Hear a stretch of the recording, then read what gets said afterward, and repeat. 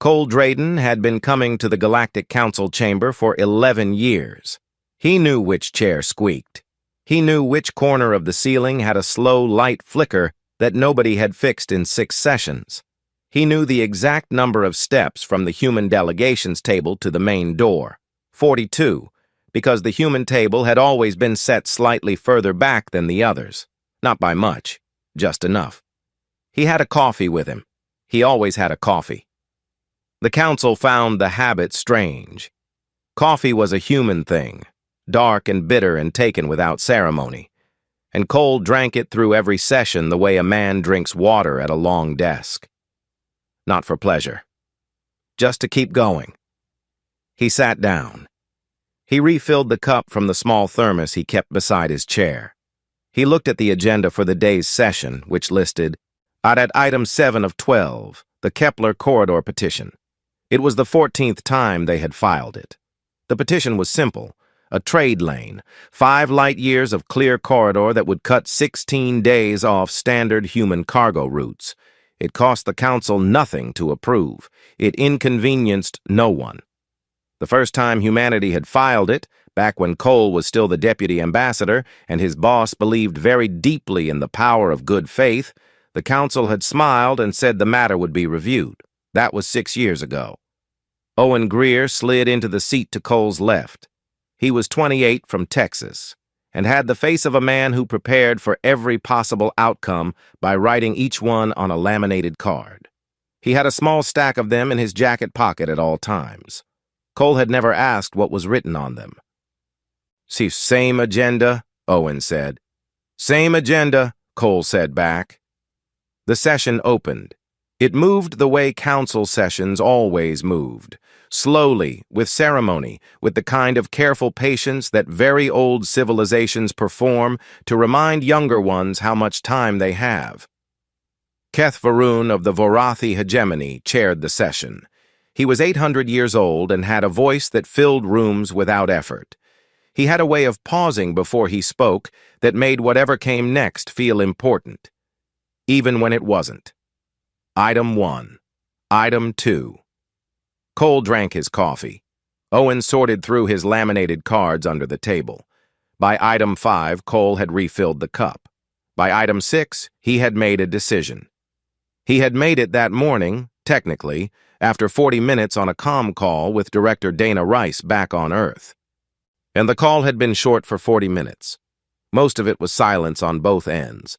The kind of silence that means 2 people have already said everything and are just staying on the line because hanging up makes it real.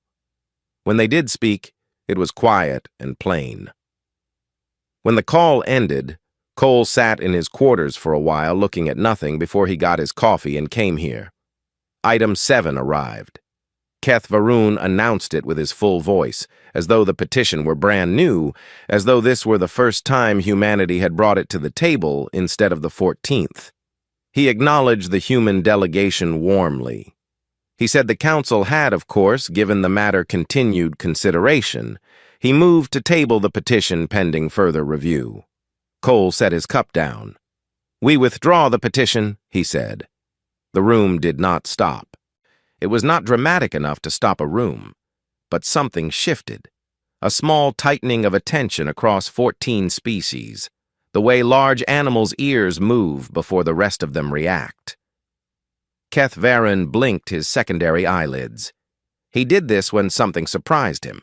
Cole had seen it once before, years ago, when a Thalari delegate had spilled a liquid that happened to be the exact color of Vorathi mourning on the council floor. That blink. This blink. Same size. "Ambassador Drayden," Keth Varun said with great patience, "perhaps you mean to say you are withdrawing from today's discussion of the item." "We withdraw the petition," Cole said again. Same tone, no louder, just the same sentence a second time, which landed heavier than the first. A beat, 2 beats. "I'm not sure I understand," Keth Varun said. Cole picked up his coffee. "Yeah," he said. He stood up. He nodded to Owen. Owen stood too, cards in pocket, face the color of something recently drained, and held the door open while Cole walked out at the same pace he walked everywhere. Unhurried, like a man who had nowhere urgent to be and had also already been everywhere worth going. The door closed behind them. In the corridor outside, their footsteps were the only sound. The hallway was long and white and had the flat, colorless light that all council buildings used, the kind that created no shadows and felt like no time of day. Owen walked beside Cole and said nothing for a while. "That's it?" Owen said. "That's it," Cole said. Owen stopped. He looked at his cards. He looked at Cole. "We just withdrew the thing we've been filing for 6 years. 14 times, Cole said. Owen opened his mouth, closed it, opened it again. "What do we do now?" Cole sipped his coffee. It had gone slightly cold. "We go back," he said. "We do our jobs."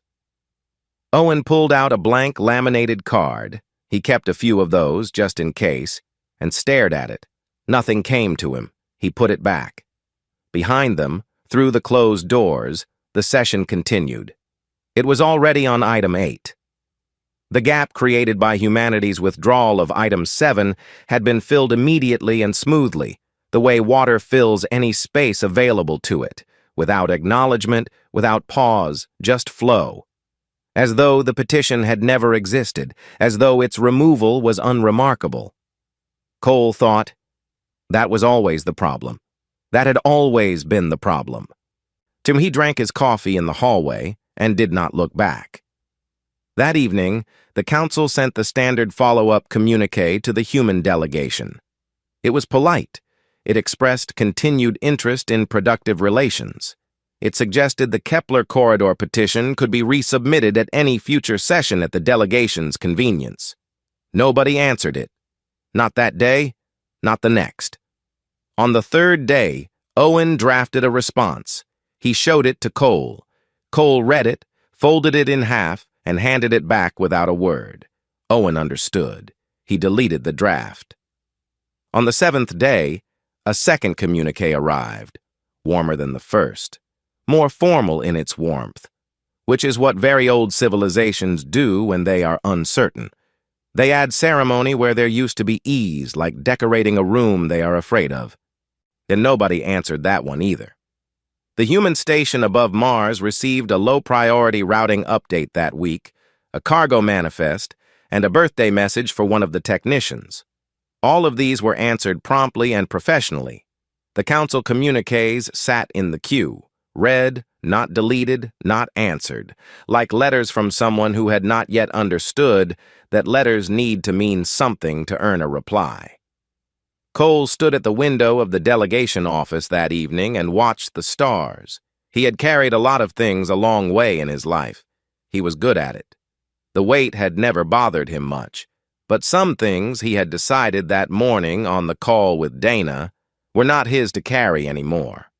The council had been holding the petition like it cost them something to put it down. He had decided to stop asking them to. On the corridor, the one they had requested 14 times, was still out there. The stars didn't change. Neither did he. He finished his coffee and went to sleep at a reasonable hour for the first time in months. 37 days passed. Nothing loud happened. That was the thing the council kept coming back to in their closed sessions and their careful private talks. Nothing loud had happened. Humanity had not declared anything, had not blocked any ship, had not denied any port access, had not fired a single weapon or issued a single threat. The human fleet moved in its usual patterns, carrier groups running their corridors, patrol ships logging their hours, freighters carrying cargo between human systems and the outer trade lanes exactly as they always had. Nothing stopped. Nothing started. The silence was the thing. An Admiral Nora Whitfield was 52 years old and had spent most of those years on ships. That meant she had developed a very clear understanding of silence. She knew the difference between the silence of a ship running well and the silence of a ship about to fail. She knew the silence of a crew that trusted their captain and the silence of a crew that didn't. She had spent a long time learning those differences because in space, the wrong kind of silence could kill you. She stood on the bridge of her flagship and watched 9 carrier groups run coordinated flight drills through the Kepler corridor. Not blocking it, not claiming it formally, just present, moving through it the way water moves through a space it has decided to fill, not by force, just by being there, every single day. Running exercises that looked like routine drills to anyone who didn't know what they were looking for. Nora knew what they were looking for. She had ordered the drills herself. Owen Greer was back on Earth, on administrative assignment, drinking his 4th pot of coffee for the day when the fleet data summary arrived in his inbox. He read it once and went very still. His office neighbor noticed. His office neighbor decided not to ask about it. The summary was clean and professional. Every movement was logged, every transponder was broadcasting, everything followed correct procedure. It looked like nothing. Until you mapped the positions on a chart and understood that 9 carrier groups running coordinated formations inside an unapproved corridor wasn't nothing. It was a sentence written in ship coordinates, sent to no one specifically, and therefore to everyone. Owen wrote a memo, deleted it, rewrote it, deleted it again. He did this 6 times. The version he eventually kept said, in simple terms, that the Admiral was very busy with scheduled exercises. He laminated it. He didn't fully understand why. On day 19, a Varathi diplomatic courier arrived at the human station above Mars. It came in cleanly, broadcast its codes in the correct format, and requested a docking berth and an audience with Ambassador Cole Drayden. The docking team was professional. They assigned the berth. They confirmed the fees. They offered the Wi-Fi password. The courier asked about the ambassador's schedule. The docking tech, a young woman from Oregon, who kept a very cheerful manner and very little tolerance for vagueness, said that the ambassador was currently unavailable.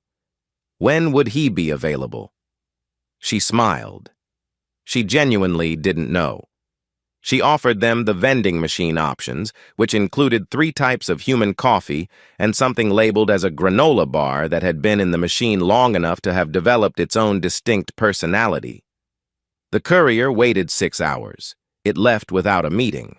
A second courier arrived on day 28, a more senior vessel, more formal identification codes.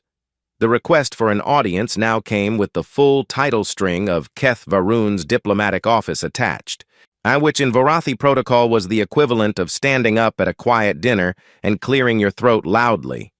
Not rude exactly, but very, very pointed. The docking team assigned them a berth, offered the Wi-Fi. The ambassador was unavailable. No timeline could be given. The vending machine had been restocked. The granola bars were new. The second courier waited 4 hours and left faster than the first. Back at the council, the mood in closed sessions had changed in a way that was hard to name, but easy to feel. It was not panic. The Varathi considered panic undignified, but Keth Varun's stillness had taken on a quality that his senior staff had started to notice. He had always been still in a way that said he was in control. He was still in a slightly different way now. The difference was small, and his staff were experienced enough to find it very large. On day 31, Director Dana Rice gave a public statement, 42 words. She delivered it standing at a small podium in the Diplomatic Corps building on Earth, in a plain suit without ceremony. She said that the United Earth Diplomatic Corps was undergoing a structural review of its interstellar commitments and would issue further guidance when appropriate. She thanked the press. She left the podium. 42 words hit the galactic news cycle the way a stone dropped into still water does. Not loud, but the rings keep going. The Council's monitoring services flagged the statement within the hour. Analysts pulled the transcript. Several read it twice. The one analyst, a Thalari woman who had grown up studying human culture as part of her academic work, read it 3 times and wrote in her notes, "They are not coming back on their own." She sent the note up the chain. It reached Keth Varun's desk on day 33. He read it.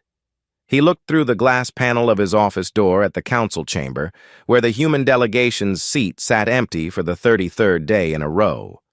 Cole Drayden's coffee cup was still on the table. No one had moved it. At first, it was because no one thought to. Now it was because everyone thought about it and decided not to be the one who did. The cup had become something. He wasn't sure what yet. On day 35, the council commissioned an emergency behavioral analysis on the human diplomatic withdrawal, and the request went to the council's top research division. The division turned the report around in 11 days, which was a record. The analyst who wrote it, a quiet and methodical Selhari named Voss Aaron, had not slept much. The report was 612 pages long. The summary was one paragraph. The last line of the paragraph read, "The relevant human phrase for this behavioral pattern appears to be, 'We are not angry, we are disappointed, and we have consistently misread their disposition as the former when available evidence suggests it has always been the latter.'" Keth Varun read the summary twice. He did not read the 612 pages. He didn't need to. He sat at his desk and looked at nothing for a long time. On day 37, Nora Whitfield's fleet filed a routine navigational update from the Kepler corridor. All 9 carrier groups, positions, headings, drill schedules, everything correct, everything logged. No message attached, no statement made, just, "We are here, doing what we are doing, and we wanted you to know." The update went to Galactic traffic control automatically, the same as any human fleet movement. Traffic control forwarded it to the council monitoring team as a flagged item. The monitoring team forwarded it to Keth Varun's office. His senior aide read it, set it down on his desk without comment, and left the room.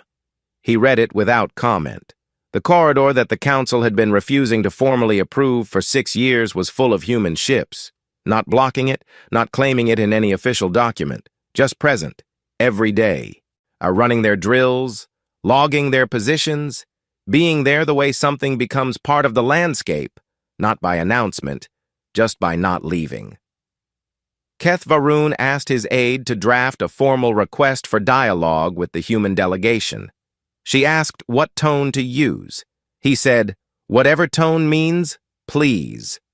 She had never used that tone in 800 years of council communication. She had to spend a while thinking about what it looked like.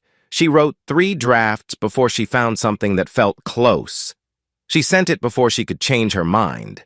The human delegation received it. Nobody answered that night, but in the morning, Cole Drayden read it at his desk with a cup of coffee and didn't delete it. That was something. Not much, but something. The emergency session was called without a public announcement, which was how you could tell it was serious. Normal council sessions had ceremony, advance notice, formal agendas, the careful performance of civilizations reminding each other how important they were. Emergency sessions had none of that. Just a time, a room, and 14 species walking in with the specific energy of people who had been woken up at an inconvenient hour and were trying very hard not to show it. The human seat was empty. Cole Drayden's coffee cup was still on the delegate table. 42 days, and it had not been touched. Early on, no one moved it because no one thought to. Now, no one moved it because everyone thought about it and decided they didn't want to be the one who did. It sat there like a quiet question that the room kept avoiding. Keth Varun opened the session. He was composed. Because he was always composed. He used the full formal opening, the complete ceremonial language, everything in its correct order. He gave a speech about unity and the value of open dialogue. It was a carefully made speech. He had given versions of it 200 times across 8 centuries of council work. Halfway through, one of the younger Thalari delegates leaned toward her senior colleague. She was young enough to have grown up reading human books, watching human films, studying human history as part of her training. She had spent a long time learning how humans thought. She said quietly, "I think they're done." Not angry. Done. Her senior looked at her. She didn't say anything else. She didn't need to. Keth Varun finished his speech. The room was quiet in a way that was different from the usual formal quiet. Someone near the back coughed. A junior Selhari delegate checked something on his data screen and then put it down without reading it. The discussion that followed was long and went nowhere useful. Species that had been on the council for centuries offered theories. The Vorathi thought it was a negotiating tactic. The Pelhari thought it was an internal political situation that would resolve itself. The Methkaur were not sure what it was, but were confident it would pass. Civilizations older than humanity's entire history of writing sat in a beautifully designed room and agreed, with great confidence, that this was something they had seen before. The young Thalari delegate listened to all of it and wrote 2 words in her notes. "They are done." She underlined them. The council commissioned the emergency behavioral analysis on that day, the same one that Keth Varun's aide had already requested, and that Voss Aaron had spent 11 sleepless days writing. The 600-page report arrived. Most people read the summary. The last line of the summary made its way around the council floor quietly, passed from aide to delegate to senior advisor the way uncomfortable truths travel, not announced, just moving from hand to hand until everyone had held it. We have consistently misread their disposition as anger when available evidence suggests it has always been disappointment. Disappointment. Not rage, not threat, not strategy. Disappointment. It was a word that several council species did not have a direct translation for in their own languages, not because they didn't understand the concept, but because in their diplomatic vocabulary, disappointment was something that happened to individuals. It was a small, personal feeling. It was not something a species could carry for 200 years and bring to a council table. They had no word for it at that scale. They were learning one now. On day 46, Dana Rice accepted a comm from the council. Not Cole. Dana. She was at her desk in the Diplomatic Corps building on Earth when the request came through. She looked at it for a moment. She accepted it. She sat with good posture and a calm expression and waited for the connection to stabilize. Keth Varun appeared on the screen. He looked, for the first time in the years Cole had been dealing with him, like someone who had not slept particularly well. He was warm. He was gracious. And he used the correct formal openings and the appropriate honorary titles. He said that the council was deeply interested in maintaining a strong and constructive relationship with humanity, and that he personally valued the long history of cooperation between their peoples. Dana listened. She said, "That's good to hear." Keth Varun said that the council was, he paused here, choosing his word carefully, concerned about the current state of things. Dana said, "We noticed." The pause that followed was not long. 3 seconds, maybe 4. But 3 seconds of silence on a high-level diplomatic comm line is a long time. It has weight.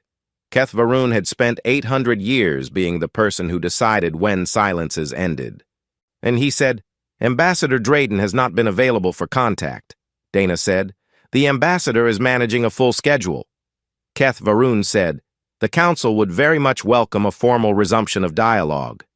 Dana said, "We are still conducting our structural review." Another silence. Keth Varun said, "Is there anything the council can do to—" He paused again.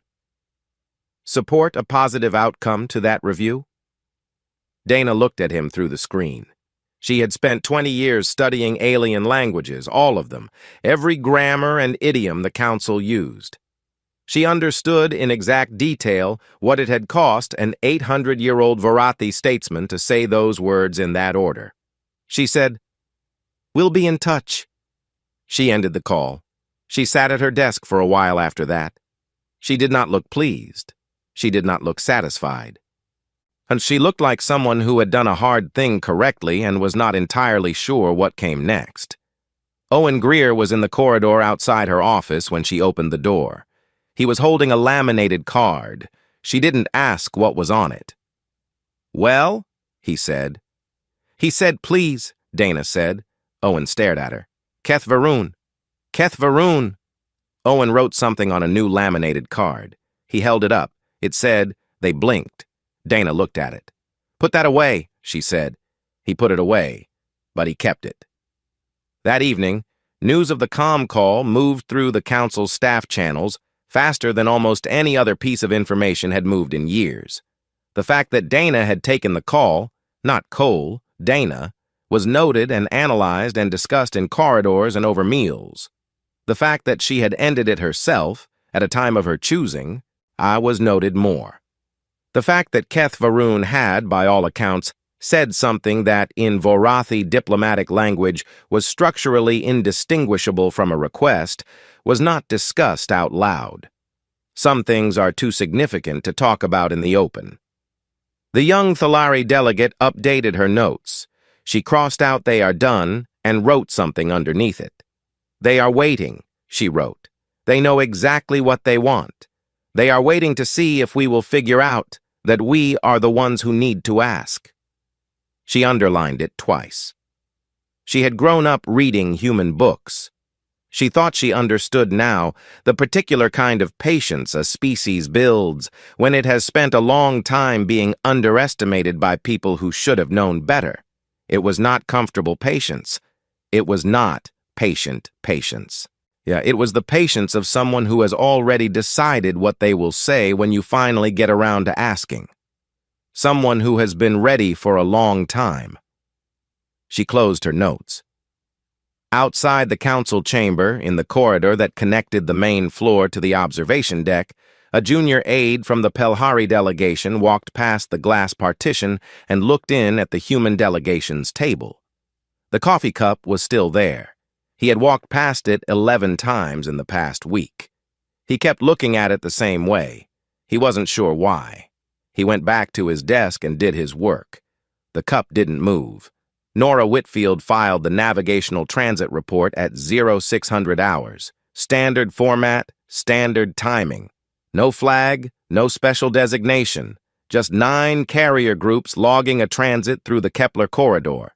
Positions, headings, estimated duration, all in the correct fields, all transmitted to Galactic Traffic Control exactly as human fleet regulations required. Textbook, clean, legal in every way that applied. The council had not been asked. Owen Greer was on the bridge of Nora's flagship that morning because Dana Rice had decided, without explaining why, that someone from the diplomatic corps should be present for this particular drill. Owen had packed 3 changes of clothes, 11 laminated cards, and a thermos of coffee that he did not touch because his hands were already unsteady enough. He watched the main display. 9 carrier groups in formation, moving through the corridor in staggered lines, every transponder on, every light broadcasting their identity to anyone who wanted to look. There was nothing hidden about it. That was the point. And it was the least hidden thing Nora had ever done, and it was somehow more alarming for that. "They're watching us," Owen said. He was looking at the secondary sensor panel, where 6 council species had repositioned patrol vessels to the corridor's edges, not weapons hot, just watching, recording. "Good," Nora said. She was standing at the front of the bridge with her hands clasped behind her back, looking at the display with the particular stillness of someone who has rehearsed this moment enough times that the actual thing feels almost calm. They should be watching. Owen pulled out a blank laminated card. He held it.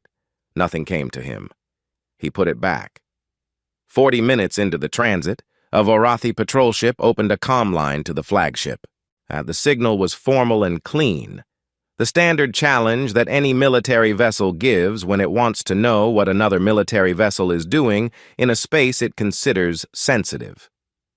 Nora nodded to her comm officer. The channel opened. The Vorathi officer's voice was steady and professional. He asked their destination. He asked their purpose. He asked under whose authority they were transiting this corridor. Nora answered each question. She was going to waypoint Delta 9 for navigational calibration exercises. Her purpose was the calibration exercise. Her authority was United Earth Naval Command, operating under the direction of the United Earth government, which was not presently a party to any Joint Council transit agreements because those agreements were part of the ongoing structural review of interstellar commitments. A pause. And the Varathi officer said that the Kepler corridor had not been formally sanctioned for human transit. Nora said, "We noticed." She nodded to the comm officer. The channel closed. Owen looked at his blank laminated card for a moment. He wrote 2 words on it. He laminated it 3 times, which used up the rest of his lamination film. The card said, "They noticed." He was not sure what he was going to do with it. He kept it anyway. The patrol vessels at the corridor's edge did not move. They stayed at the margins and watched as Nora's fleet completed the transit in full. Every ship in formation. Every light on. When the last carrier group cleared the corridor's far end and filed its completion report, the patrol vessels held their positions for another hour before slowly returning to their standard routes. And they had watched the whole thing. They had no framework for responding to something that broke no rule they had written down. Back at the council, the mood had moved past uncomfortable and arrived somewhere closer to unsettled. The transit report was on Keth Varun's desk within 3 hours of completion. His senior aide had placed it there with a look that communicated more than she intended. He read it standing up, which he almost never did. He set it down. He read it again. 9 carrier groups, full formation, Kepler corridor, everything logged, everything legal, not a request, not a declaration, not a threat, just a fact, placed in the record like a stone set in a wall. He called an immediate closed session, not the full council, just the senior delegates from the 5 oldest member species. No, the ones who had been managing interstellar politics since before humanity had learned to write. They sat in a small room with no ceremony, and Keth Varun placed the transit report in the center of the table. Nobody touched it for a moment. Then the senior Methkar delegate, who was almost as old as Keth Varun and had seen 3 species leave the council in her lifetime, picked it up. She read it. She set it down. She said, "What do they want?" The room was quiet.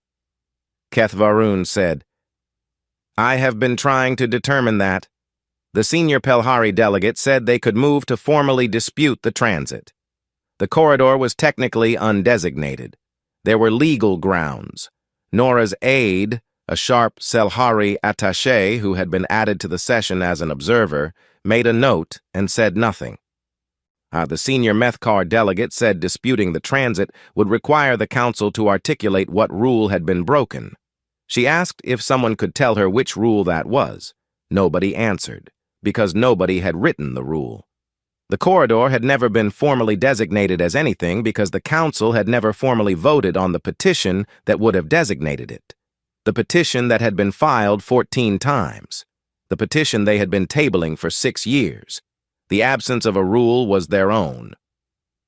Keth Varun sat down, which he also almost never did in sessions. He folded his hands on the table. He looked at the transit report. He looked at the faces of the 5 oldest diplomatic minds in the known galaxy, and he said, "What is the human phrase?" He paused. "For when you have been outmaneuvered by someone who used only patience and your own inaction." The Thalari delegate, who had grown up studying human language, said quietly from her chair in the corner, "They call it being played." Keth Varun looked at her for a long moment. "Yes," he said. "That." No one spoke for a while after that. Owen Greer, far away on a ship in the corridor that now existed as a practical fact, whether the council liked it or not, was standing at the observation window watching the stars go by. The transit was complete. The ships were running post-drill checks. Everything was proceeding correctly. He had 3 laminated cards in his pocket now. The blank one, the one that said they blinked, the new one that said they noticed. He thought about making a 4th one, but decided to wait and see what happened next. Nora came to stand beside him at the window.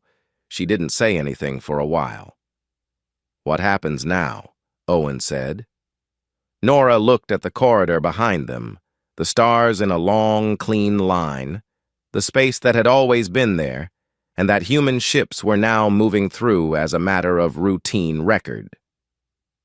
"Now they have to decide," she said. "Decide what?" "Whether the thing they want more is to be right," she said, "or to have us back in the room." Owen looked at the stars. He thought about the empty seat, the coffee cup, the 14 petitions, the 42 steps from the human table to the door. "They can't have both?" he said. Nora said, "Not anymore." She walked back to the command section. Owen stayed at the window a little longer. And the stars were very far away and very still, the way they always were, the way they would always be regardless of what any civilization decided in any room. He thought that was either comforting or frightening, and wasn't sure which. He made a fourth laminated card. It said, "Wait." He kept that one in his front pocket, closest to hand. Cole Drayden came back on a Tuesday. No announcement, no advance communique, no formal notification to the council scheduling office. He simply arrived at the chamber door on a Tuesday morning with a cup of coffee and a 14-page document, nodded to the security attendant who had been working that door for 12 years and recognized him immediately, and walked to the human delegations table. He sat down. His coffee cup was still there from 51 days ago. Someone had, at some point, cleaned it, and he noticed that. He set his new cup beside the old one and looked at the agenda screen. His name was not on the agenda. He had not asked to be on it. The session that morning was a routine one, minor trade adjustments, a boundary clarification in the outer systems, a procedural vote on archive formatting that had been tabled for 2 years. The sort of session that ran itself. Delegates drifted in. Junior aides sorted their materials.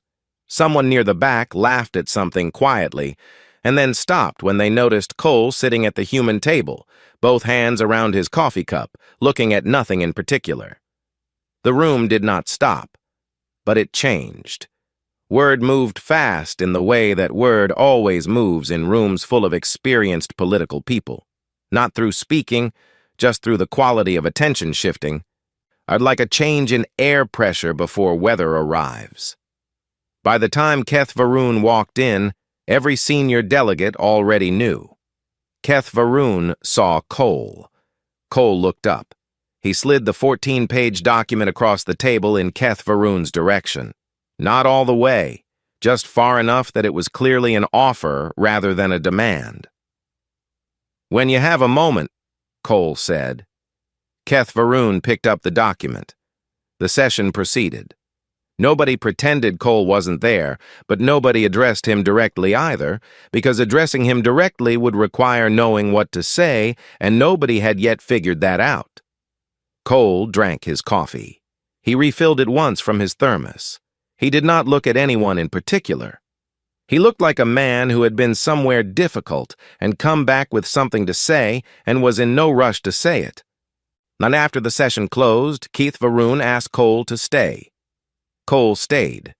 The room emptied until it was the two of them and their respective aides, Owen on Cole's side, sorting his laminated cards into a new order for no particular reason, and the long table between them, and the 2 coffee cups, one old and one new, side by side at the human seat.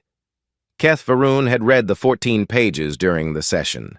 He had read them without looking up once. He set them on the table now with both hands, the Vorathi gesture for giving something weight. He read the whole document again before he spoke. Cole waited. He was good at waiting. On page 4, there was a line that Keth Varun had underlined in his mind the first time and came back to now. 4 words. Clean margin. No explanation attached, because no explanation was needed. Equal seats. Equal heights. Not a demand for anything elaborate or revolutionary. Not a restructuring of the whole council. Just, the human table sits at the same level as every other table, and the human chairs are the same size as every other chair, and the distance from the human delegation to the main door is the same as the distance from any other delegation to the main door. 42 steps, no more. Keth Varun looked up from the page. He asked in plain speech, not the formal register, not the diplomatic language of 1,000 years of council tradition, just words, whether humanity would truly have stayed gone. Cole refilled his coffee. He said, "Well, here we are."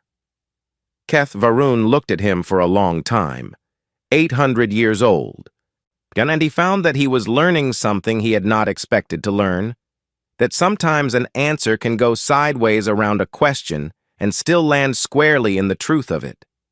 The answer to his question was in the 2 coffee cups, in the 42 steps, in the corridor full of human ships that had required no permission, in 51 days of silence that had been louder than anything anyone in this room had said out loud in 200 years. He did not say any of that. He said, "The council will need time to review the terms." Cole said, "We'll be here." 11 days of closed sessions followed. Owen Greer attended 5 of them. He came out of each one looking like a man who was keeping his expression very carefully managed, which he was. He updated his laminated cards after every session and had, by day 7, a run out of room and started a second set. On day 11, the council adopted 12 of the 14 pages. The remaining 2, one about Joint Operational Command Authority, one about vote waiting on resource petitions, were tabled for a future session. Not indefinitely tabled. Tabled with a date. An actual date attached, 3 months out, on the formal schedule. Owen made a laminated card that said, "Pending with a deadline." He laminated it 4 times. He kept it in his front pocket. The corridor confirmation came through that same day. The Kepler corridor, formerly designated as a shared transit lane, open to all species, administered under a joint framework. The petition that humanity had filed 14 times was approved in the same motion, amended to reflect the new joint framework language, and entered into the council record. And it took 11 minutes to vote on. 3 other species had filed their own corridor petitions in the weeks since Nora's transit. The council approved all 3 in the same session. It turned out that moving quickly was possible when it became necessary. It had always been possible. That evening, Dana Rice sat alone in her office and looked at the new council charter on her screen. The human delegation was listed in its correct alphabetical position. The seat specifications in the architectural addendum showed equal dimensions across all delegations, equal heights. She did not smile. She looked at it for a long time. She closed the screen. She got her coat. She turned off her office light and walked down the hall, and the lights went off one by one behind her as she went, each one cutting out at the motion sensor's edge. And then the building went quiet. She went home. Nora's fleet was still in the corridor. Nobody had asked them to leave. Nobody was ready to ask, and Nora had not offered. The corridor hummed now with transit traffic from 4 species, freighters and science vessels and small diplomatic couriers moving through the space that had been empty before, that had always been there and always been available and had simply never been approved. Owen Greer sat in his quarters on the flagship and looked at his collection of laminated cards spread out on his bunk. He had 14 of them now. He thought that was an interesting number. He did not put them in any particular order. He just looked at them for a while. Through the porthole above his bunk, the corridor was lit with the running lights of passing ships, different colors, different designs, and all moving in the same direction, all using the same space. He thought about the 42 steps. He thought about a coffee cup that had sat on a table for 51 days because no one wanted to be the one who moved it. He thought about 14 petitions and 6 years and the particular kind of tired that Cole carried in the way he held his coffee. 2 hands, careful, like something he didn't want to spill. He picked up the blank laminated card. He still hadn't written anything on it. He held it for a while. Then he put it back in his pocket and turned off the light. The corridor was still there when he woke up, still lit, still full of ships moving through the space that was theirs now, officially, on paper, with a date attached. Some things take a very long time to be given. Some things you have to go get yourself. The both things were true. Both things had always been true. Cole Drayden drank his coffee and knew both things at the same time, and he was tired in a way that wouldn't fix itself quickly, and he was not sorry for any of it. He set the cup down and went back to work.